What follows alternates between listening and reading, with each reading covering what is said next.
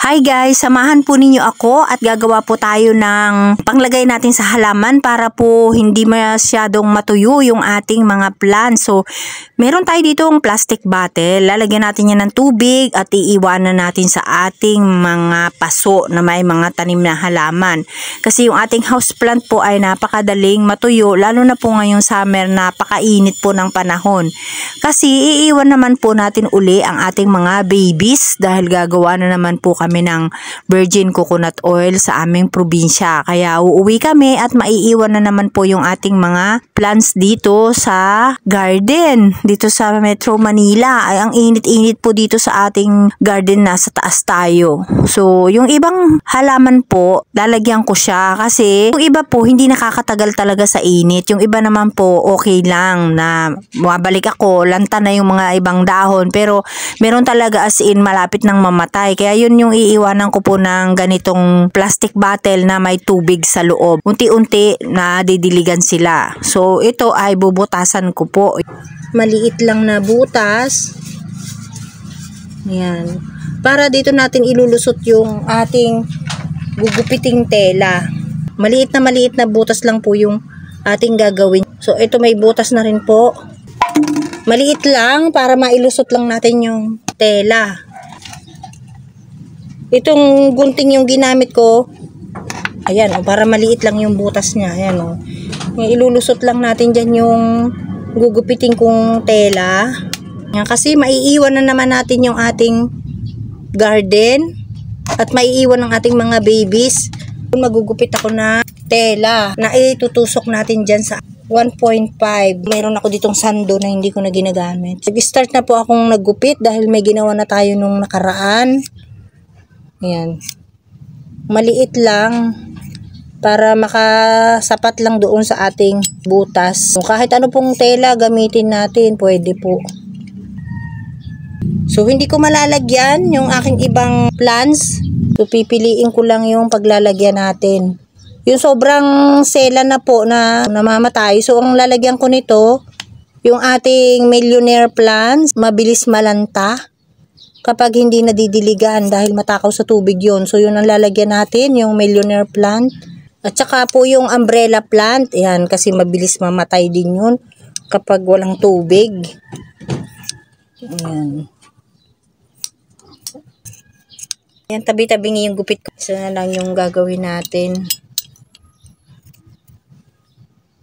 So, gagawin ko dito guys, pipilipitin ko tong tela na nagupit natin para makasuot siya doon sa maliit na butas. Yan.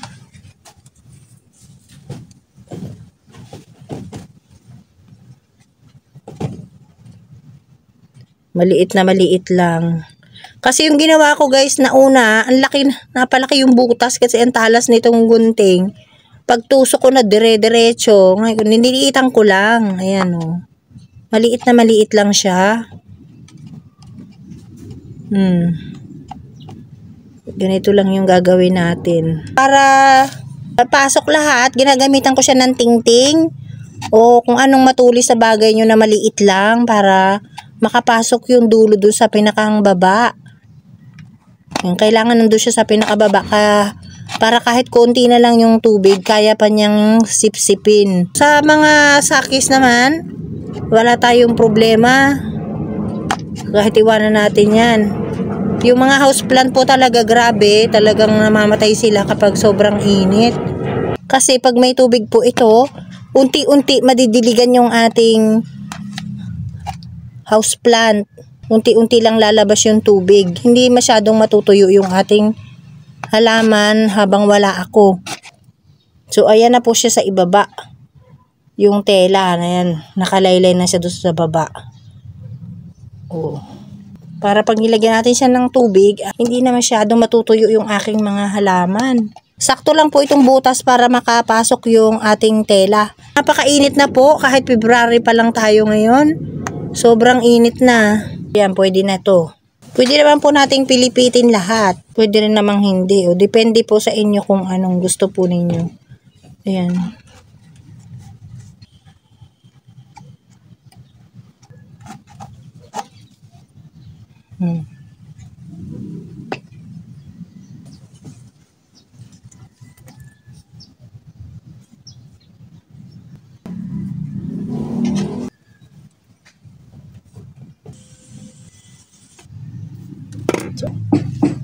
Ayan na guys, meron na tayong 5 dito natapos ngayon.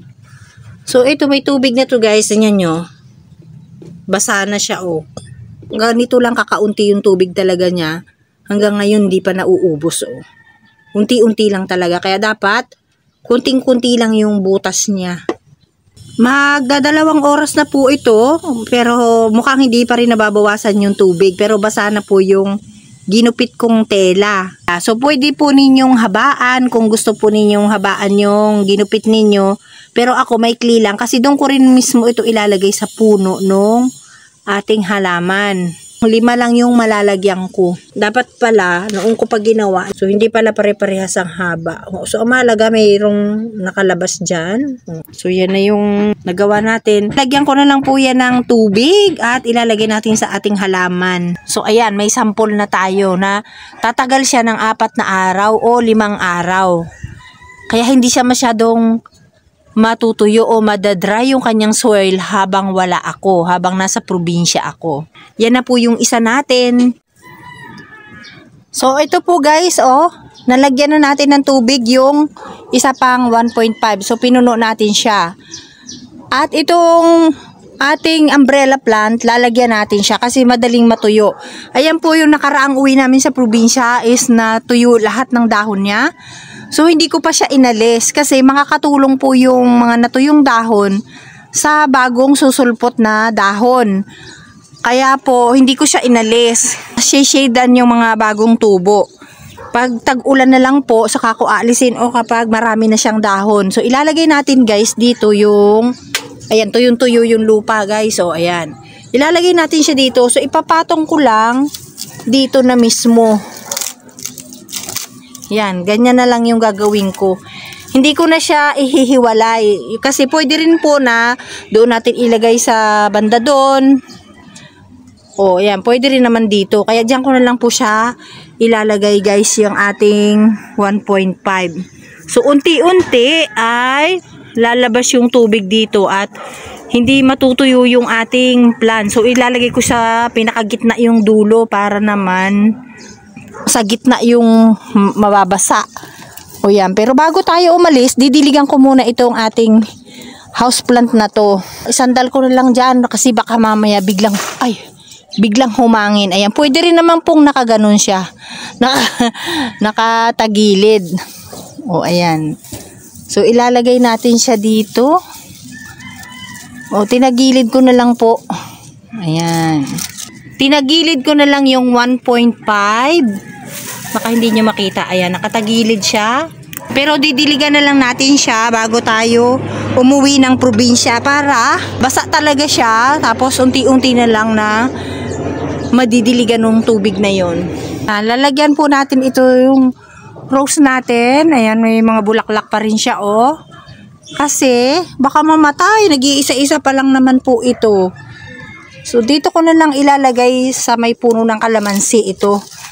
Kasi hindi ko pa nalilipat itong aking kalamansi. So, dito, ayan, igaganyan ko siya dyan. Oh. So, medyo napalaki yata yung butas. Parang mabilis siyang lumabas. O yan, makikita natin gumaganon yung tubig. Tumataas. So, napalaki yata yung butas nito. Dapat po maliit na maliit lang siya. Katulad nitong katabi niya. O kasi itong katabi niya po, isang araw na. Pero ganyan pa lang po yung nababawas sa kanya. Ayan o. Oh. Ito, wala tayong nakikitang tumataas na tubig. Ayan o. Wala. O. Wala siyang gumaganon. Pero ito, napalaki yata ang butas dahil sa mayroong umaakyat. Napapansin po ninyo, ayun o, tumataas. May bubbles na tumataas. So, malaki yung butas niya. Baka napalaki yung aking pagtusok ng gunting. So, mas malaki pala ito. Oo. Kailangan sarado yung ano niya, yung butas. Ayun. Ayun, wala na pong bubbles na umaakyat. So, ano lang pala, kailangan ayusin natin yung tela. Pwede rin ipatong ko na lang mismo dito sa kanyang puno. Kasi meron pa tayong ibang nakatanim dito. Oh. Ayan. Ayan, magkasama sila sa puno. So, dito ko na lang siya ilalagay. Hindi ko pa kasi naayos itong mga ito eh. Ayan. Dito na lang natin siya ay, meron uling bubbles. Ayun, wala na. O, dyan na lang natin lalagay. Ay, ako, baka maputol. So, ayan. Yan. Oh.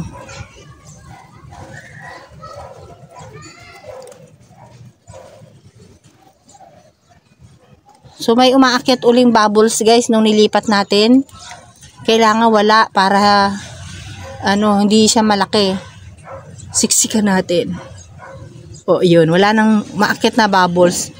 So, dahan-dahan lang siya lalabas yung tubig niya. Kasi kanina, mabilis. Dahil nagaganon yung tubig niya.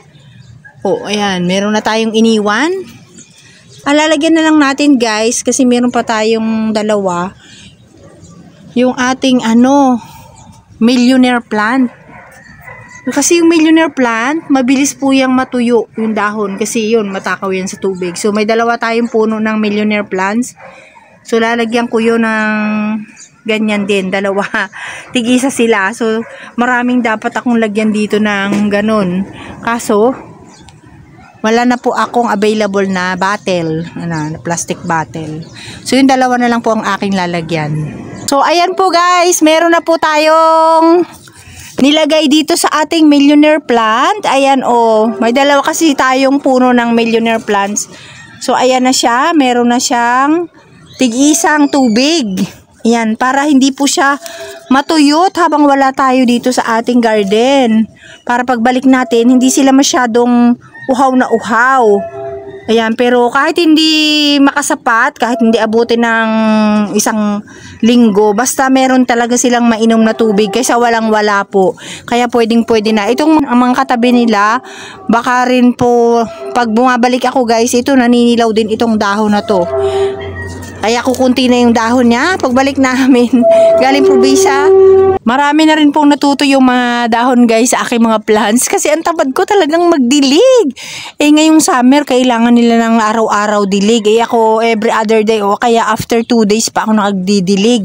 So kung may ganitong aking mga house plant, mas maigi. Hindi ako magdidilig ng magdidilig. Kaso po, kakaunti lang yung ating ganyan. Marami tayong pots ng house plant. Kaya, pansamantala, yan na lang muna para hindi lang sila mamatay pagbalik ko. O yan, ang hindi sila talaga tuyong-tuyo. Kawawa naman yung iba nating plants na matutuyo kapag bumalik tayo. Marami po na matutuyo sigurado kasi sobrang init na. Baka abutin pa kami doon ng March bago kami makabalik. Kahit papano makakabawas din yung kunting tubig na maiinom nila unti-unti. Ginawan ko po ng paraan guys na hindi mamatay o hindi masyadong mauhaw yung ating ibang house plant kapag umalis tayo. Yan yung naisip ko, lagyan ko pala ng ganon. Oo, tama-tama pala na lagyan ko na lang ng mga plastic bottle na may tubig na unti-unting lumalabas para hindi sila masyadong mamatay. O katulad nito, pag bumalik ako, sigurado pong ito yung tuyo na ito kasi isa rin ito sa matakaw sa tubig. At saka kapag lagi mong dinidiligan ito, dati lagun-lago nito po, meron tayong video nito na napakalago. Natuyot na yung ibang mga dahon niya. So habang dinidiligan mo ito lagi, lalong gaganda yan at lalong kakapal. Hindi po ako masipag magdilig, tamad ako magdilig. Kaya tama lang po yung mga sakis na alagaan ko kasi tamad ako magdilig dahil ang mga cactus ang sakis napakatagal lang nilang diligan, hindi katulad ng houseplant na kailangan didiligan araw-araw o every other day. Naku, lalo na ngayong summer, sobrang kailangan nila ng tubig itong mga houseplant natin. At ang isa pa po nating paraan guys, kumuha tayo ng container o timba, kung anong mayroon tayo na walang butas. O ito, extra ka na naman baby. Lagyan natin siya ng tubig. Ayan. O, iinom siya. Ha? O, iinom daw siya. Lagyan natin siya ng tubig. Isa rin itong paraan. So, bale, 3 paraan yung gagawin natin ngayon sa ating pag-iwan sa ating mga plants para hindi po sila mamatay kung aalis tayo ng bahay o aalis tayo ng garden ng matagal. So, ayan.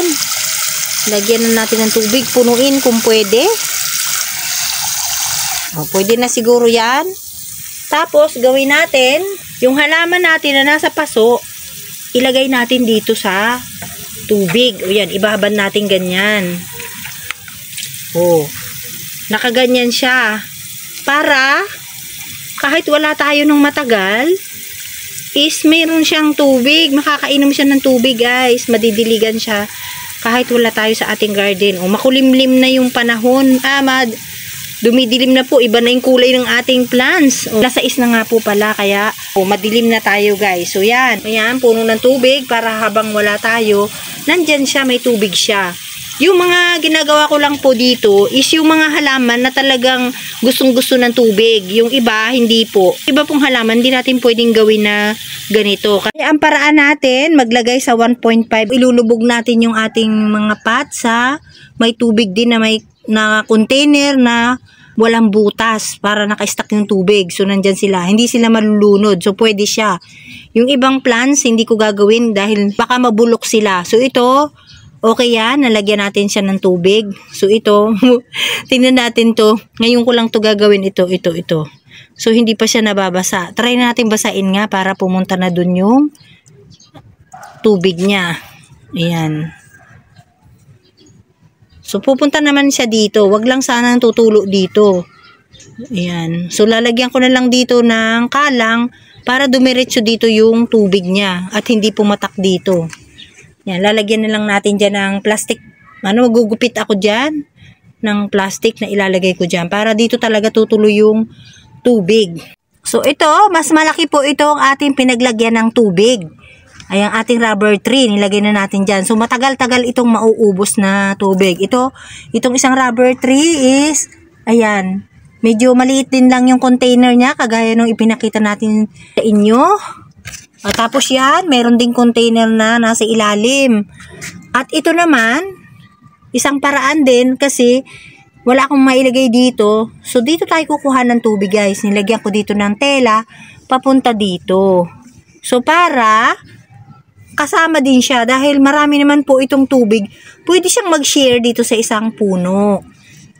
Yan, kaya nilagyan ko. Kaya lang, make sure na yung tela hanggang dun sa pinaka para mayroon pa rin siyang tubig kahit kukunti tubig na nandito sa container na walang butas.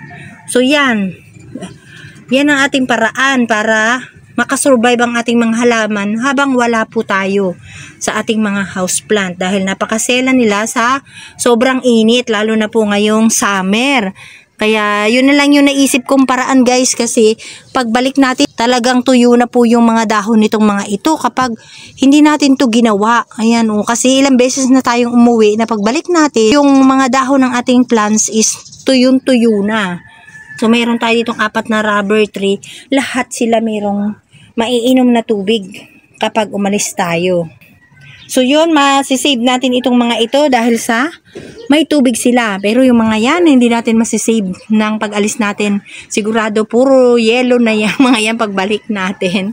Kasi ito naman, guys, yung ating mga Lourdes, ay nakikita nyo tuyo na yan ngayon pag summer. Pero pag dumating yung tag-ulan, babawi yung mga yan, tutubo po uli yung magaganda nilang dahon. Kaya yung mga yan is okay lang kahit natutuyo kapag summer. Itong mga ito, liliit nga lang sila, mawawala yung kanilang mga dahon at kukunti na lang at tuyo na. So, hindi natin kasi, guys, malalagyan lahat sila ng mga container o mga plastic bottle. Ay, katulad nito, guys, tuyo na pala yung aking kamantigi. So, yan na yung kamantigi na naalala ninyo nung umuwi ako sa probinsya last month. Ito na po yan, yung mga buto. Ayan, tuyo na, hindi pa ako nakapagdilig. Tingnan po ninyo na tuyot na sa sobrang init. So, ngayon, magdidilig po ako gabi na. Alas 6 na. So, magdidilig tayo nito. Mabubuhay siya uli. Ito pala, dapat kong iwanan ng tubig. At baka mamatay pagbalik ko. Kasi matagal-tagal yun. 1 linggo. Naku, sigurado. Baka matuyot ito. Kaso, wala na akong container. O wala na akong 1.5. Kasi, lang ako, after 2 days na ako nakapagdilig. Hindi pa uli ako nagdidilig. Yung sulanta na. Ayan na siya. Halo-halo na po yung color niyan. Meron siyang violet, may baby pink, At saka may red. So, yung red, sobrang konti lang nung nakuha ko. Hindi ko alam kung nabuhay siya. So, halo-halo na sila. May dalawa tayo ditong itinanim. Oh. Sana nga po ay nabuhay lahat ng color. Kung hindi naman, sana maabutan natin siya uling buhay. Ayan po muna guys ang aking share. Habang wala tayo dito sa ating garden, amin ang natutuyo. Saka na lang yan. Tingnan nyo po. Yan pa rin yung pag-uwi natin ng probinsya. Noong nakaraang buwan. Ayan oh. Tatanggalin ko na sana yan guys. Kaso naisip ko, malaking tulong yung mga natuyong dahon dyan sa mga bagong tutubong dahon. Magiging shade nila kasi napakainit ng panahon. Kaya hindi ko na lang sila ginupit. Saka na lang kapag lumampas na yung summer para makasurvive yung mga bagong tutubo. No, dahil damo naman yan, mabilis lang naman tumubo yan. Kaso, yun nga lang, pag naghintay tayo ng pagtubo nila uli, kukunti lang yung mga katawan nila, hindi sila malago katulad ng dati na magandang tingnan kapag malago. So, yan po yung aking share guys. At maraming pong salamat sa inyong panonood. Ayan. Thank you for watching.